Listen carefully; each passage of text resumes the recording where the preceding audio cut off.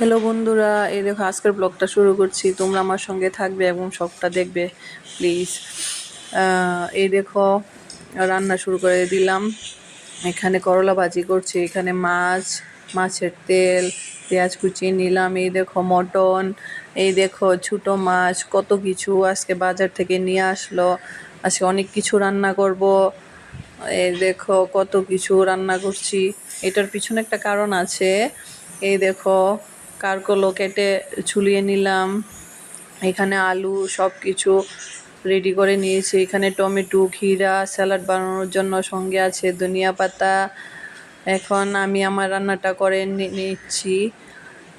এই দেখো কেন এত রান্না করছি। এখানে আমার বাবা মা আসছে, আমি স্নান টান করে আসলাম, এসে ঠাকুর ঘরে গেলাম।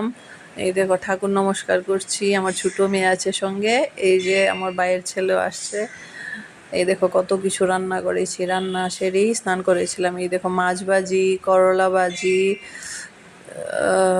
এখানে মাছের তেল কি সুন্দর, খুব টেস্টি করে রান্না করেছে। এইখানে ঝাল টক, এখানে ট্যাংরা মাছের ঝোল, এইখানে বড় মাছ দিয়ে আলু দিয়ে করলাম।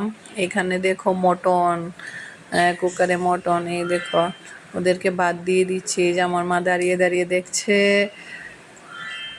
ওদেরকে ভাত দিয়ে দিচ্ছি। এই দেখো আমার বাবা বাথরুম থেকে হাত পা ধুয়ে আসলো, এখন খেতে বসবে। ওদের এখন খাবার দিয়ে দিলাম। আমার বাবা, আমার ভাইয়ের ছেলেও আসছে সঙ্গে। আমার মা দেখো নিচে খেতে বসছে, কারণ আমার মা মাংস খায় না। মাংস আমার মার ভালো লাগে না, তাই আলাদা বসেছে নিচে, উপরে বসবেই না। আচ্ছা, ওরা খেয়ে নিচ্ছে। এখন ওদের খাওয়া দাওয়া শেষ, এখন আমরাও খেতে বসেছি। আমি আমার মেয়ে খেতে বসে গেলাম। এখন আমাদেরও খাওয়া হয়ে যাচ্ছে। আজকে এইখানেই ব্লগটা শেষ করে দিচ্ছি বন্ধুরা, বেশি করতে পারলাম না। Tata, bye bye.